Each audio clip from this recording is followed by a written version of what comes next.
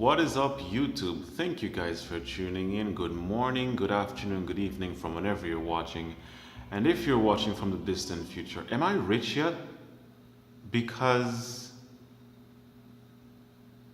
if you see bags under my eyes, it's because I'm really tired. I've had a rather long day and I need to push out content because if I don't, the YouTube algorithm will think that I'm dead and we can't have that now, can we? I think just for the sheer tenacity alone, you guys should give this video a thumbs up and subscribe to this channel and click that notification bell to be notified whenever I upload a new video.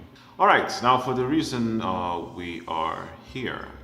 I've recently binged watched 7 Deadly Sins and I wanted to come on here to give my review overall of what I think about the series.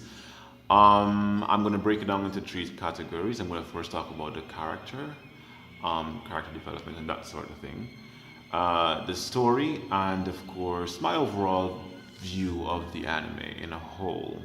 I do want to shout out first and say spoiler alert for those of you who have not watched the 7 Deadly Sins, any of the anime, read the manga. I haven't read the manga. I have watched a couple of YouTube videos that talked about a couple of things that happened in the animes, in the manga rather. So I do have an idea of what went on after the series. I binge watched, mind you, the entire series in about 2 days or so. For the most part, I just stayed on one Saturday and watched the entire season 2 and 3. Season 2 is nothing but 4 episodes maybe, and then season 3 is 24 episodes. So let's get started. Number 1, character. The first person I'm going to talk about is Deanne. Background character as far as I can tell. She's not very present in the entire anime. She had a decent introduction, but after that she lost pretty much every battle after that. And you're going to see a pattern in my analysis of the main characters. They really don't exist as far as I'm concerned, or as far as Mellie is concerned, because what I'm seeing is that he gets most of the spotlight. But hey, hang on, not to jump the gun, we're going to get to him in just a few. So we're talking about Deanne. Her first introduction, when she fought this holy knight, she seemed as though he wasn't much of a threat to her, and she easily dispatched of him. But after that, she's never really had a time to shine. Everyone simply shit on her for the entire anime. And I simply couldn't have understood why. She's supposed to have a lot of things at her advantage, that includes strength, and she's like one of the OG earthbenders of this series, or anime. But for some reason, she just keeps whining, and she's always very in a victim state, if I should say so. Yeah. But either way, I think she's serving the purpose as background character, and that's as far as she can get. The next character we're going to talk about is Elizabeth. God. Simply repulsive and uninteresting. One of the most annoying characters. Every single time I hear her whine, I want to wash my ears with acid. She's one of the most dreadfully annoying characters in the entire anime. And I just don't get her purpose. She's like Sakura from Naruto on steroids. Absolutely annoying. Every single time in every scene she's Meliodas! Meliodas! Meliodas! Meliodas! Meliodas! She was introduced and for everything she just cried and cried and cried. Now I get it, and as I said, spoiler, she is the reincarnation of the goddess Elizabeth, who was cursed because she fell in love with the Demon King's son, or whatever Meliodas is. So she was cursed and she was reincarnated over and over and over, and I get that. But Jesus Christ, can't we just have it a couple levels down? My God. She's ridiculously annoying and unnecessary. And another thing with Elizabeth is that she is a very contradicting and conflicting character at the same time. She has no strength, but for some reason she wants to do things that require strength. Stupid. Like, she's not very bright. She's not very bright. I think that's the problem. She's not very bright. Next character is Bon. I think Bon is one of the better of the characters. He has a decent personality. His face expressions, for some particular reason, it's mildly amusing. He's somewhat entertaining. His design is very good. I think that again, he sometimes is shit on as well. but for the most part, I think he's a pretty good character. Then we have Gothar. I think, well, Gothar is one of my favorite characters in the series. I think he's one of the more interesting characters. He has a decent plot that surrounds him trying to understand humankind and that sort of thing. It's nice, and it's very nice to look at, and it keeps me entertained, if anything else, if nothing else, rather. Merlin. I think Merlin should be one of the most powerful characters. She kinda is, but she never really does anything, and it's strange. With her magical abilities, you'd think that she'd be able to maneuver her way through different type of situations. But that just never really happens, and I find it odd. In theory, she should be one of the most powerful characters, and she kinda is, but it's just never utilized. Of course, because Meliodas needs screen time, right? Let's play a little game, shall we? Let's play Guess Who's the Author's Most Favorite Character. If it's not Meliodas, then he's been leading us in another direction. I think Merlin is one of the cooler characters, and she has more potential, but she's just not utilized as much as I think she could be. But she is very interesting to look at, I suppose. King.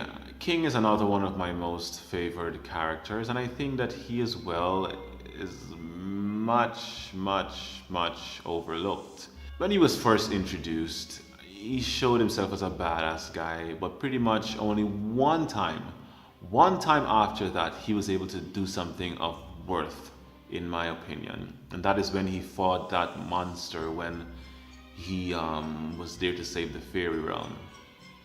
And I know in the manga he becomes one of the strongest characters in the entire series, but overall I still think that he deserves some more. He can do some more. I think that the character is interesting. He has a decent backstory, but I think beyond that. Now let's talk about Hawk. Hawk is grossly repellent. If I ever meet someone that annoying, let's say for example that this anime is in real life. It's real life and they are talking pigs. I would have skinned him, boil him, chop him up, and serve him as a dish to the local residents. I think the only purpose or the only use Hawk can ever provide is at a barbecue. The pig is just so stupid, and I don't know if is he trying to be funny or something, but it's overbearing. Elizabeth and Hawk are my easily most disliked character across any series or any anime I've ever watched in my entire life. And there's this weird thing where he believes he is 3000, his power level is at 3000. Really, and for some, Merlin lied to him and no one is telling him the truth. Well, someone did tell him the truth, but he didn't believe. Merlin, why would you do that? The pig is stupid, not very strong. And why does the pig think he can beat people? When in season 1, when that pig died, I was like, yes, I was so freaking happy when that pig died because it was just, I'm like, finally we can continue the series without this stupid pig. But the pig came back. Who asked for that? No one asked for that. Who likes this pig? I despise this pig. It's stupid. I will say there is one part that I find humorous always. It's how persons react when they see a talking pig. It's always funny to see their reaction. And Deanne always wants to eat the pig, especially since she always for some reason loses her memory. She's like a sheer damsel in distress, pretty much. But that's the only thing that's funny about it. Besides that, the character of the pig is just too much. And I think that a lot of characters, they're too much. Just try to dial it back a bit to make it a bit more mellow. It's distasteful, the jokes that a pig makes. And then we come to Meliodas. Now let's draw some parallels. First of all, Meliodas is ridiculously stronger than pretty much everyone in the anime. Let's draw a parallel to that on One Punch Man. One Punch Man, there is a guy that is ridiculously stronger than everyone in the series. What One Punch Man does is that a lot of their episodes is not really centered around Saitama, but rather around everyone's life and how everyone develops and everyone's interaction.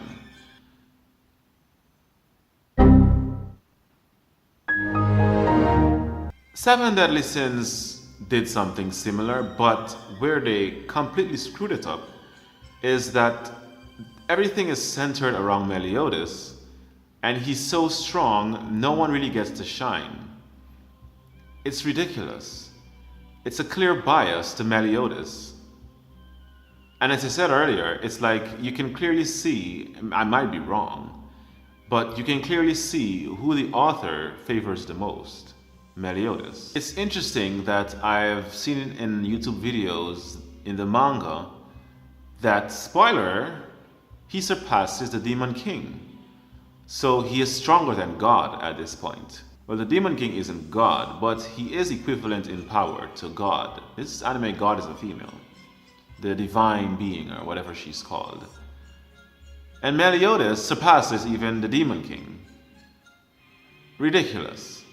He is the alleged son, I believe, of the Demon King, and so he got a lot of powers from the Demon King in the first place.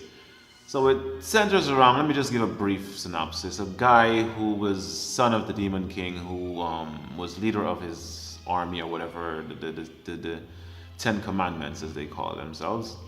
He was the leader of the Ten Commandments, and he rebelled, I guess because he found good in his heart, and decided to go on the good side. You know, I should have done that at the beginning of this video. I probably will put this clip at the beginning of the video. Maybe not. Goes and gets this massive power-up, dies, and gets this even more massive power-up. And at this point, no one is even close to his level of power. Literally. Well, there is only one person, and we're going to get to him in a second. He's actually my favorite character in the entire series. So I decided to watch a bunch of the scary movies. And when I watched Scream, or Scream, whatever it's called, it seemed a bit forced, like if someone was really trying to make a scary movie. And I thought to myself, I couldn't relate. I can just see in every scene they were trying to make the movie scary. With the soundtrack and the over-exaggerated expressions. I feel like Meliodas is somewhat of the perfect embodiment of this. He is when someone is trying too hard to make a hero character who is perverted, grossly perverted.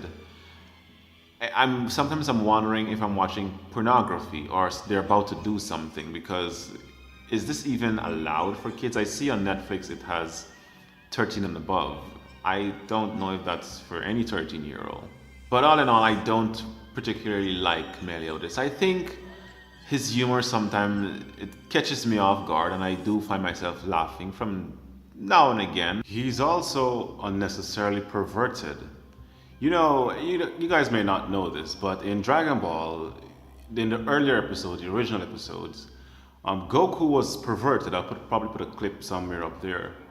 Goku was very perverted, but it was somewhat, now this might sound conflicting, but it was somewhat innocent, as in he didn't know what he was doing.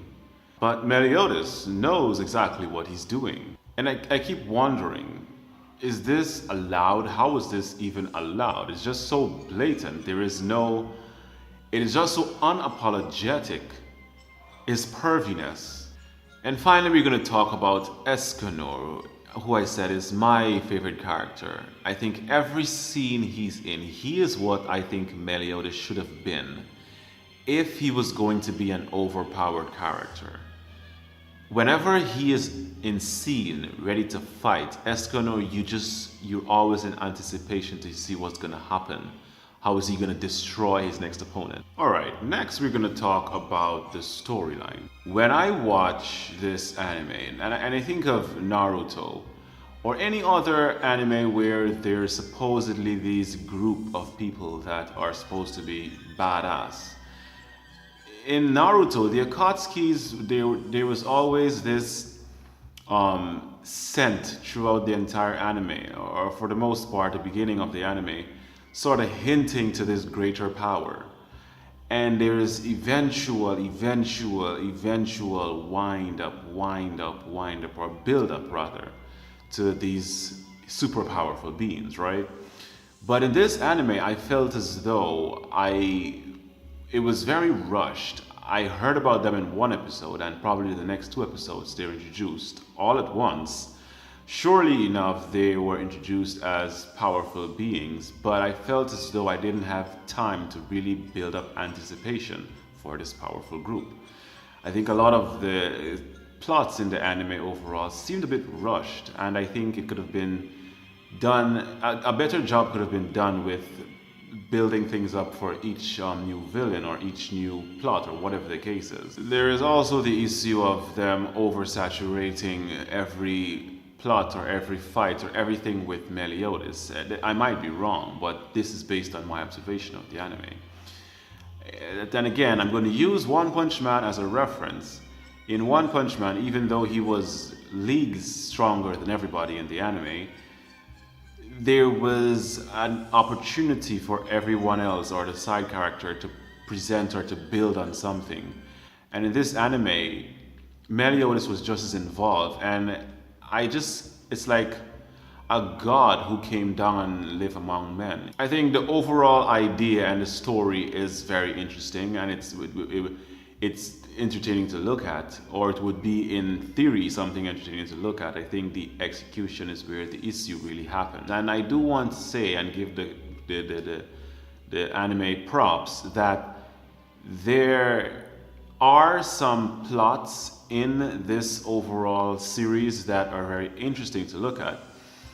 And I'll give example of this girl who her eyes are normally closed. It was the very first formidable foe the team had to fight. She actually defeated, or seemed to have gotten the upper hand against this Deanne and the other one, and I think Meliodas as well.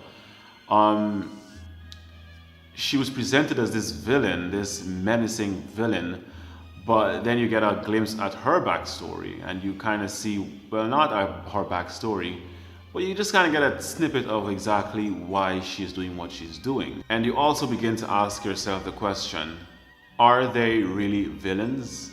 And thirdly, I'm going to talk about my overall impressions of this anime. I think I give that in 1 and 2. So I'm going to ask myself this one question. Will I watch a season 4 if it comes out? Of course, I am going to watch a season 4 if it comes out. Now, there are some bad things in this anime that I think could have been better, but which anime is perfect? In fact, though this anime has more things wrong than typical animes that I've seen, I think the fight scenes are very interesting. And Eskin definitely is one of the most interesting characters in this entire series. And also Gothar. In fact, Gothar is actually part of the 10 Commandments.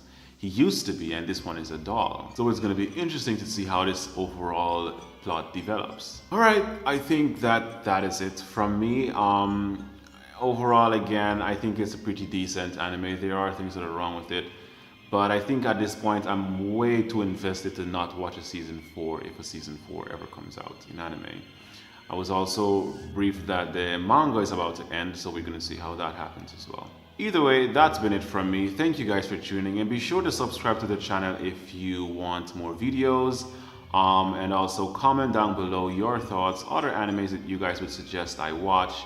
Like the video if you did, and of course follow my social media. Links to my social media will be in the description of this video.